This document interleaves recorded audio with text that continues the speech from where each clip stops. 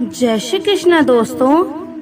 हिंदू धर्म में भगवान श्री कृष्ण का पूजन लगभग हर घर में किया जाता है। भगवान कृष्ण एक ऐसे देवता हैं जिन्होंने धरती पर मनुष्य रूप में कई लीलाएं की और लोगों को सही गलत का पाठ सिखाया। यहाँ तक कि महाभारत काल में भी भगवान श्री कृष्ण की अहम भूमिका थी। महाभारत और भगवान श्री कृष्ण से जुड़े कई ऐसे किस्से व रहस्य हैं जिनके बारे में लोग जानना चाहते हैं, और इसमें सबसे महत्वपूर्ण है श्री कृष्ण और शिशुपाल का रिश्ता। सभी जानते हैं कि श्री कृष्ण ने शिशुपाल की 100 गालियां माफ कर दी थी, लेकिन ऐसी क्या वजह थी कि 100 गालियां देने के पर भी शिशुपाल का वध करना पड़ा। आइए जानते हैं महाभारत से जुड़े इस किस्से के बारे में। शिशुपाल भगवान श्री कृष्ण की बुआ का बेटा था। जन्म के समय शिशुपाल की 3 आंख और 4 पैर थे, जिसे देखकर उनकी माता व पिता चिंता में पड़ गए और बच्चे को त्यागने का फैसला किया। लेकिन तभी एक आकाशवाणी हुई कि बच्चे का त्याग ना करें और सही समय आने पर इसकी 1 आंख व हाथ अपने आप गायब हो जाएंगे। साथ ही यह भी आकाशवाणी हुई कि जिस व्यक्ति की गोद में आते ही इसके आंख हाथ गायब होंगे, वही इस बच्चे का काल बनेगा। एक दिन श्री कृष्ण ने ऐसे ही बच्चे को गोद में उठाया। उस बच्चे की 1 आंख व हाथ गायब हो गए, जिसे देखकर श्री कृष्ण की बुआ एक ओर प्रसन्न हुई और दूसरी ओर चिंता में पड़ गई, क्योंकि आकाशवाणी के मुताबिक यही कृष्ण काल बनने वाला था। जब श्री कृष्ण ने अपनी बुआ से परेशान होने की वजह पूछी, तो आकाशवाणी से जुड़ी सारी बातें उन्हें बता दी। साथ ही कृष्ण से ये भी वचन लिया कि वह उनके बेटे की गलती उसे माफ कर दे।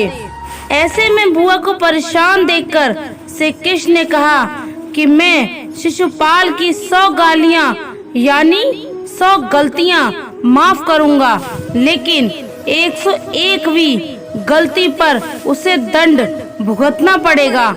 शिशुपाल रुक्मणी के भाई रुकम का प्रिय मित्र था और रुक्मणी से विवाह करना चाहता था। रुकम भी यही चाहता था, लेकिन रुक्मणी के माता पिता अपनी बेटी का विवाह शिशुपाल की वजह श्री कृष्ण से करना चाहते थे। ऐसे में रुकम ने माता पिता की मर्जी के बिना बहन का विवाह शिशुपाल के साथ तय कर दिया और विवाह की तैयारियां शुरू कर दी। जिसके बाद श्री कृष्ण रुक्मणी को अपने महल ले आए और उनसे विवाह कर लिया। इस वजह से शिशुपाल श्री कृष्ण से नफरत करता था और मौका मिलने पर उनका अपमान करने लगता था। जब युधिष्ठिर को युवराज घोषित किया गया, तो उसी दौरान राजसूय युग का आयोजन किया गया। ऐसे में सभी राजाओं और रिश्तेदारों को न्योता भेजा गया। इस आयोजन में वासुदेव, श्री कृष्ण और शिशुपाल भी आमंत्रित थे और वहां पहुंचे। आयोजन के दौरान जब युधिष्ठिर श्री कृष्ण का सम्मान करने लगे, तो शिशुपाल को बुरा लगता है और वह श्री कृष्ण को बुरा भला बोलने लगता है। श्री कृष्ण ने वचन से बंधन होने के कारण उसे कुछ नहीं कहा और शांत मन के साथ आयोजन में शामिल हुए। लेकिन जैसे ही शिशुपाल की 100 गालियां पूरी होती हैं और 101वीं गाली से मुख से निकलती है, तो भगवान श्री कृष्ण सुदर्शन चक्र से उसकी गर्दन धड़ से अलग कर देते हैं। हिंदू धर्म में यह मान्यता है कि भगवान के हाथों जो मृत्यु को प्राप्त होता है, वह मोक्ष प्राप्त करता है। किंतु शिशुपाल के वध का रहस्य पहले ही एक घटना से जुड़ा हुआ है। उसके बाद का जो क्रम है वह इतना विस्तृत है, जो सतयुग, त्रेता और द्वापर तक फैला हुआ है। इसका वर्णन विष्णु पुराण एवं महाभारत में दिया गया है। जय और विजय नामक भगवान विष्णु के 2 पार्षद थे जो निरंतर वैकुंठ के द्वार की रक्षा करते थे। एक बार ब्रह्मा जी के मानस पुत्र सनक, सनन, सनातन एवं सनत कुमार, जिन्हें आम भाषा में सनत कुमार कहते हैं, भगवान विष्णु से मिलने आए। ब्रह्मपुत्र होने के कारण उनका कहीं भी आना जाना आबद्ध तो था ही, वे चारों स्वयं भी महान तपस्वी माने गए हैं। इनके प्रताप को न जानते हुए जय और विजय ने उन्हें अंदर जाने से रोक दिया। जब बार बार कहने पर भी दोनों नहीं माने तो संत कुमारों ने क्रोधित हो उन्हें मृत्यु लोक में जन्म लेने का श्राप दे दिया। तब स्वयं भगवान विष्णु द्वारा पाए गए और सनत कुमारों का स्वागत किया। जय और विजय ने बार बार संत कुमारों से क्षमा मांगी और भगवान विष्णु से भी श्राप से समाप्त करने का अनुरोध किया। जब सनत कुमारों ने कहा कि उनका श्राप खत्म तो नहीं हो सकता, किंतु भगवान विष्णु यदि चाहें तो उन्हें मुक्त कर सकते हैं, तब नारायण ने कहा कि उनके श्राप को समाप्त कर देना उचित नहीं होगा, किंतु मैं आशीर्वाद देता हूँ कि तुम दोनों अनंत पुनः मेरे पास ही लौट आओगे। यह सुनकर जय और विजय ने पूछा कि इसमें कितना समय लगेगा, तो नारायण ने कहा कि इसके 2 मार्ग हैं। एक तो तुम लोग हर जन्म में मेरे भक्त बनो और श्रद्धा पूर्वक मेरी तपस्या कर 7 जन्मों के पश्चात पुनः बैकुंठ लौट आओ। दूसरे, तुम लोग मुझसे घोर शत्रुता रखो और स्वयं मेरे ही हाथों मृत्यु को प्राप्त हो। ऐसा करने पर तुम्हें मेरे पास पहुंचने में केवल 3 जन्म लगेंगे। तब संत कुमारों ने नारायण से इसका रहस्य पूछा तो उन्होंने बताया कि भक्त कदाचित अपने प्रभु का चिंतन करना बंद भी नहीं कर सकता, किंतु घोर शत्रु अनजाने में शत्रु भाव से ही सही किंतु सदैव उनका स्मरण करता रहता है। इसलिए वह मृत्यु लोक से शीघ्र मुक्त होकर उन्हें प्राप्त करता है। उस पर से स्वयं मेरे हाथों मृत्यु को प्राप्त होने पर उन्हें श्राप मुक्त होने के लिए केवल 3 जन्म लगेंगे। जय विजय भगवान विष्णु से पुनः मिलने के लिए 7 जन्मों की प्रतीक्षा नहीं करना चाहते थे। यही कारण है कि उन्होंने ये निश्चय किया कि वे 3 जन्मों तक वे श्री हरि के घोर शत्रु के रूप में जन्मे और शीघ्र उनकी सेवा करेंगे। तब सनत कुमारों के श्राप के कारण जय विजय ने 3 बार जन्म लिया और भगवान विष्णु के अवतारों द्वारा मृत्यु को प्राप्त हुए। पहले जन्म में वे सतयुग के कश्यप के पुत्र हिरण्याक्ष एवं हिरण्यशिपु के रूप में जन्मे और क्रमशः श्री हरि के तीसरे अवतार भगवान वाराह एवं चौथे अवतार भगवान नरसिंह के हाथों मरकर पहला जन्म सफल किया।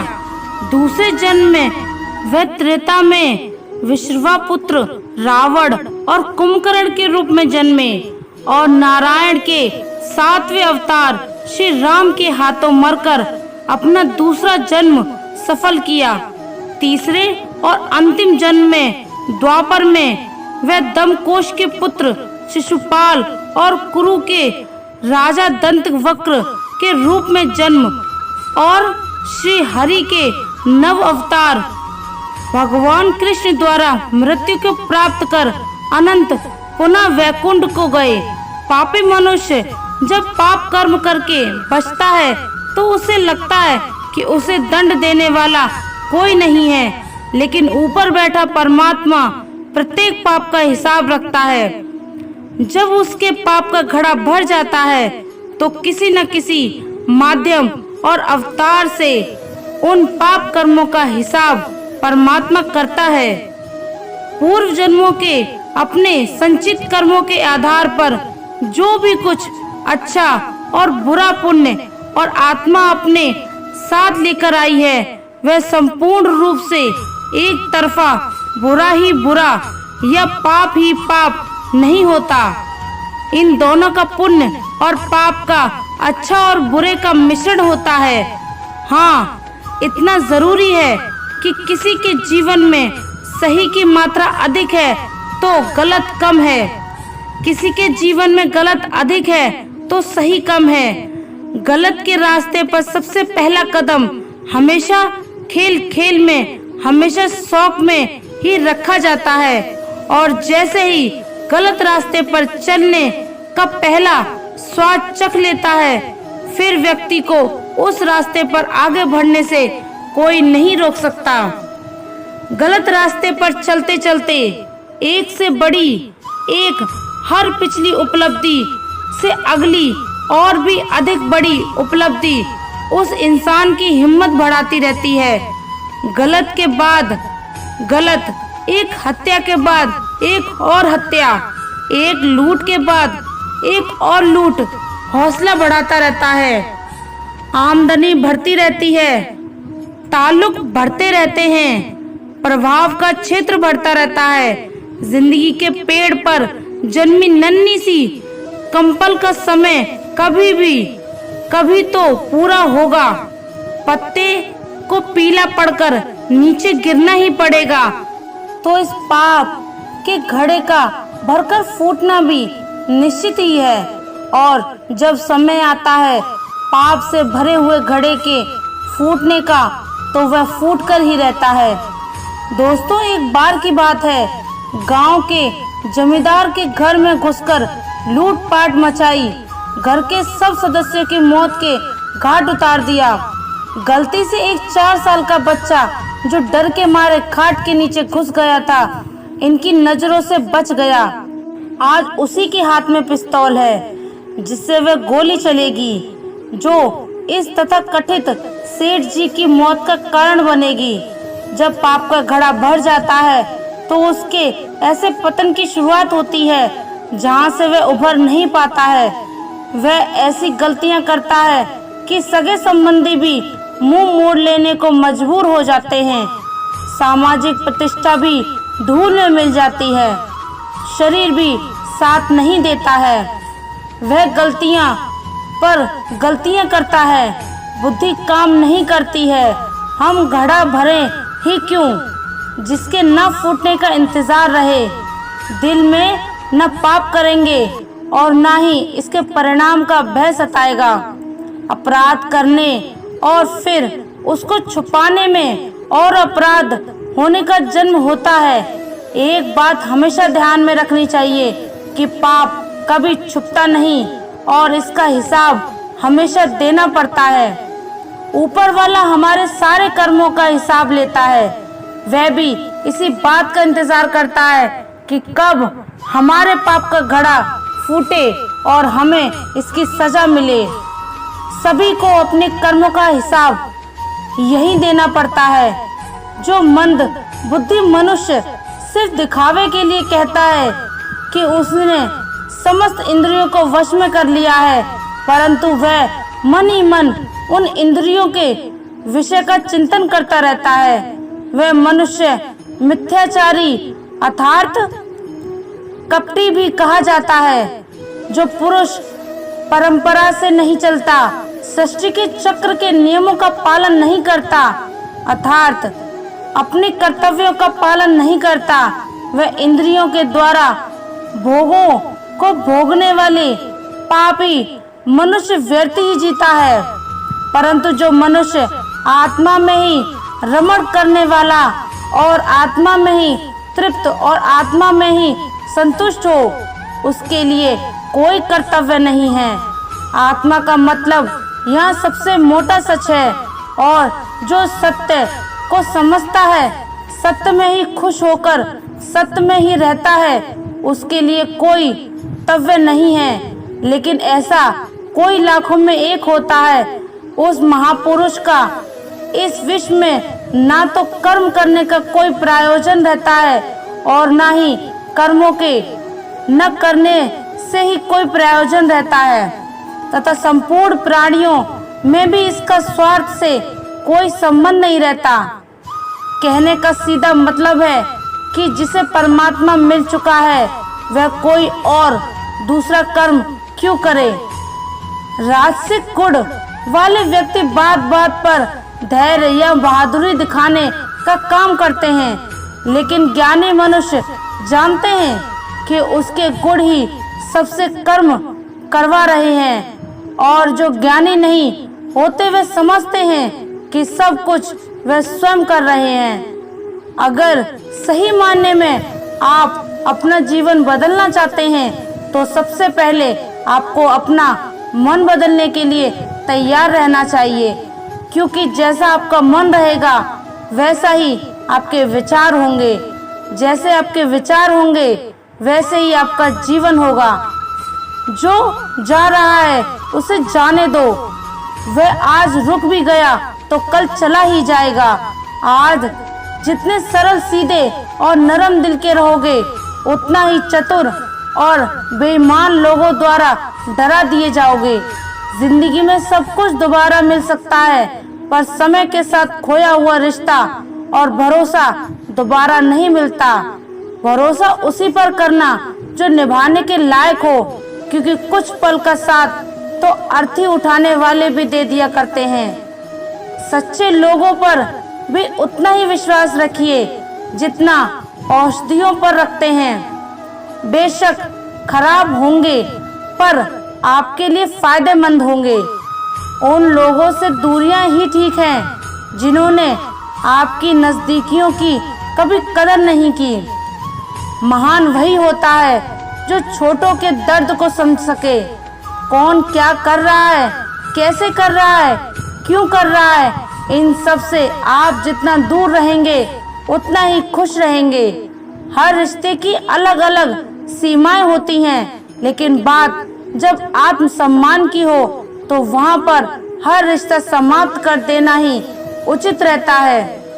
दोस्तों, भगवान श्री कृष्ण कहते हैं कि अपने मन को सदैव वश में रखना चाहिए, कभी भी अहंकार नहीं करना चाहिए।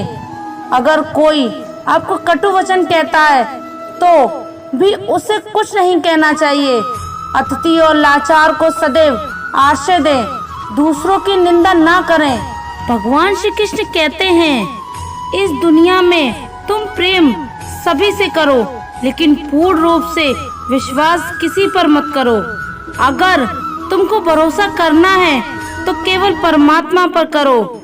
जब भी तुम किसी कार्य की शुरुआत करोगे तो स्वाभाविक रूप से तुमको असफलता मिल सकती है। कई बार तुम गिर भी सकते हो, लेकिन इसका मतलब ये नहीं होना चाहिए कि तुम उस काम को करो ही नहीं। एक समय आएगा जब तुम परिपूर्ण हो जाओगे और तुम्हारे सभी काम सफल हो जाएंगे। इस काम में मैं हमेशा तुम्हारे साथ रहूंगा। मैं तुम्हारे हर कर्म में साथ दूंगा। तुम्हारा जो दिल करे उसको करो, लेकिन नम्रता और सरलता के साथ, अहंकार के साथ नहीं। इस धरती पर आने के बाद आपका मुख्य उद्देश्य यहाँ से मुक्त होना है। केवल वही मनुष्य मुक्त हो सकता है जो अपने कर्मों में दृढ़ संकल्प के साथ स्थिर है और दुख सुख को समान रूप से सहन करता है।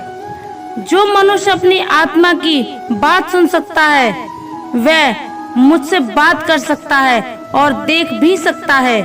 जो व्यक्ति मुझे हर चीज में देखता है और मेरे होने के एहसास को अनुभव करता है वह मेरा सच्चा भक्त है। ऐसे भक्तों से मुझे प्रेम है। ऐसा कोई नहीं है जिसका सदियों से अस्तित्व है और ना ही ऐसा कोई है जिसका सदियों बाद अस्तित्व रहेगा। यहाँ कुछ भी स्थायी नहीं होता है। सभी के घरों में निवास करता हूँ। मेरी ऊर्जा सभी जगह समान रूप से विपरीत है। जो मुझे पहचान लेता है उसको मैं भक्ति रस प्रदान करता रहता हूँ। दुनिया का सबसे बड़ा पापी भी अगर समर्पण के साथ मेरी सच्ची उपासना करे तो मैं उसको भी शुद्ध कर देता हूँ। कुछ लोग अपने विवेक से मुझे अपना बनाते हैं, कुछ लोग ज्ञान से, कुछ लोग कर्म से, कुछ योग से। तुम मुझे किस रूप से प्राप्त करना चाहते हो, यह पूरी तरह तुम्हारे ऊपर है। तुम मुझे जिस रूप में बुलाओगे मैं उसी रूप में हाजिर हो जाऊंगा। तुम मेरे प्रति सदा चौकस रहो, मेरी उपासना करो, अपने हर एक काम के लिए मेरा स्मरण करो।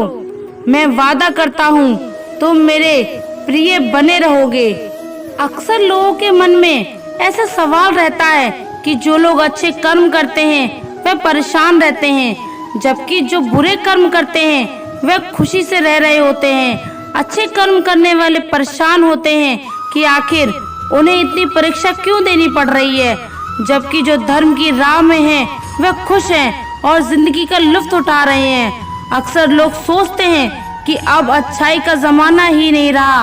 अगर आपके मन में भी ये सवाल आया है तो आज आप इसका जवाब जान लीजिए। यह जवाब वह है जो भागवत कथा में लिखा गया है और भगवान श्री कृष्ण ने अर्जुन को दिया था। भागवत में वर्णित कथा के अनुसार जब भी अर्जुन के मन में कोई दुविधा उत्पन्न होती थी तो वह श्री कृष्ण के पास पहुंच जाते थे।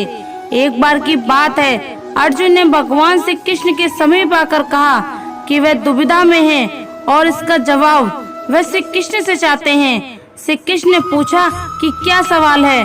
अर्जुन ने कहा, मुझे ये जानना है कि अच्छे लोगों के साथ हमेशा बुरा ही क्यों होता है और बुरे लोग खुशहाल दिखते हैं। अर्जुन के मुंह से ऐसी बातें सुनकर श्री कृष्ण मुस्कुराए और कहा, मनुष्य जैसा सोचता है और महसूस करता है वैसा कुछ नहीं होता है, बल्कि अज्ञानता की वजह से वह सच्चाई नहीं देख पाता है। अर्जुन उनकी यह बात समझ नहीं पाए। इसके बाद श्री कृष्ण ने क्या कहा वह जानते हैं। कान्हा ने अर्जुन से कहा, हे पार्थ, तुम्हें एक कथा सुनाता हूँ, उसे सुनकर तुम समझ जाओगे कि हर प्राणी को उसके कर्म के हिसाब से ही फल मिलता है। प्रकृति हर किसी को अपनी राह चुनने का मौका देती है। अब यह मनुष्य की इच्छा पर निर्भर करता है कि उसे धर्म की राह चुननी है या अधर्म की। कथा शुरू करते हुए श्री कृष्ण ने कहा, एक नगरी में दो पुरुष रहते थे। एक पुरुष व्यापारी था जिसके जीवन में धर्म की बहुत महानता थी। वह पूजा पाठ में यकीन रखता था। वह हर रोज मंदिर जाता था, दान धर्म करता था और हर रोज भगवान की पूजा करता था। वहीं दूसरा पुरुष बिल्कुल विपरीत था। वह हर रोज मंदिर तो जाता लेकिन पूजा करने नहीं, बल्कि मंदिर के बाहर से जूते चप्पल चुराने। उसे दान और धर्म में कोई लेना देना नहीं था। समय बीतता गया और एक दिन बहुत जोर की बारिश हो रही थी। इस वजह से मंदिर के पुजारी के अलावा कोई नहीं था। यह बात जब दूसरे पुरुष को पता चली तो उसने कहा, यही सही मौका है मंदिर का धन चुराने का। पंडित से नजर बचाकर उसने मंदिर का सारा धन चुरा लिया। उसी समय धर्म कर्म के विश्वास रखने वाला व्यक्ति भी मंदिर पहुंचा। दुर्भाग्य से मंदिर के पुजारी ने उसे ही चोर समझ लिया और वह चिल्लाने लगा। वहाँ लोग एकत्रित हो गए और उसे बहुत मारा। इसी तरह वह बचते बचाते वहाँ से निकल भागा। दुर्भाग्य से उसका साथ वहाँ भी किसी ने नहीं छोड़ा और मंदिर के बाहर एक गाड़ी से टकरा गया और घायल हो गया। फिर वह व्यापारी लंगड़ाते हुए घर जाने लगा तो रास्ते में उसकी मुलाकात उसी पुरुष से हुई जिसने मंदिर का सारा धन चुराया था। उसने कहा, आज तो मेरी किस्मत चमक गई, एक साथ इतना सारा धन मिल गया। यह सब देखकर उसे बहुत बुरा लगा और उसने अपने घर से भगवान की सारी तस्वीरें निकाल दी। कुछ सालों के बाद दोनों पुरुषों की मृत्यु हो गई। मरने के बाद जब दोनों यमराज की सभा में पहुंचे तो भले पुरुष ने दूसरे व्यक्ति को देखा तो बहुत गुस्सा आया। उसने क्रोधित होकर यमराज से पूछ ही लिया, मैं तो हमेशा अच्छे कर्म करता था, दान में विश्वास रखता था, उसके बदले जीवन में मुझे अपमान और दर्द ही मिला। और इस व्यक्ति को नोटों से भरी पोटली, आखिर ऐसा भेदभाव क्यों? इस पर यमराज ने कहा, पुत्र तुम गलत समझ रहे हो। जिस दिन तुम्हारी गाड़ी से टक्कर हुई थी वह दिन तुम्हारे जीवन का आखिरी दिन था, परंतु तुम्हारे अच्छे कर्मों की वजह से ही तुम्हारी मौत एक छोटी सी चोट में बदल गई। और तुम इस दुष्ट व्यक्ति के बारे में जो जानना चाहते हो, दरअसल इसके भाग में राजयोग था, मगर इसके कर्मों और अधर्म की वजह से वह एक सिर्फ छोटी सी धन की पोटली में बदल गई। कथा सुनाने के बाद श्री कृष्ण अर्जुन से कहते हैं, हे पार्थ, क्या अब तुम्हें तुम्हारे सवालों का जवाब मिल गया? ऐसा सोचना कि भगवान तुम्हारे कर्मों को नजरअंदाज कर रहे हैं, यह बिल्कुल भी सत्य नहीं है। भगवान तुम्हें कब क्या किस रूप में दे रहा है मनुष्य को समझ में नहीं आता, मगर आप अच्छे कर्म करते रहें तो भगवान की कृपा हमेशा बनी रहती है। इसलिए अपने अच्छे कर्मों को बदलना नहीं चाहिए, क्योंकि उसका फल हमें इसी जीवन में मिलता है। इसलिए मनुष्य का फर्ज है कि वे अच्छे कर्म कर, क्योंकि श्री कृष्ण ने गीता में बताया है कि किसी के द्वारा किया गया कर्म बेकार नहीं जाता, चाहे वह अच्छा हो या बुरा। जो मनुष्य किसी अच्छे काम में लगा हुआ होता है, आने वाले समय में उसका अंत कभी बुरा नहीं होता। मनुष्य को निडर, शुद्ध और आध्यात्मिक बनना चाहिए। जीवन का आनंद लो, उदार हृदय से बातें करो, किसी पर क्रोध मत करो, किसी का अहित मन सोचो, सभी के साथ सद्भाव के साथ पेश आओ। कर्म का नियम कहता है कि प्रत्येक घटना का एक कारण और प्रभाव होता है। समान रूप से किए गए कार्य के परिणाम अलग अलग हो सकते हैं। यह इस बात पर निर्भर करता है कि वह कर्म किस प्रकार का है। जिसके लिए परमात्मा ही सब कुछ है, जो अपने हर कर्म में परमात्मा को देखता है और हर कर्म परमात्मा के लिए, वैसा कर्म योगी मोक्ष का अधिकारी होता है। जो मनुष्य मुझसे परम प्रेम करके इस परम रहस्य युक्त गीता शास्त्र को मेरे भक्तों से कहेगा, वह मुझको ही प्राप्त होगा। तो दोस्तों, उम्मीद करते हैं आज का वीडियो आपको जरूर पसंद आया होगा। अगर वीडियो अच्छा लगा हो तो कमेंट में मन से जय श्री राधे कृष्ण जरूर लिखिए, और ऐसे ही वीडियो और पाने के लिए हमारे चैनल को सब्सक्राइब करें, वीडियो को लाइक करें, ज्यादा से ज्यादा शेयर करें। धन्यवाद। जय श्री राधे कृष्णा।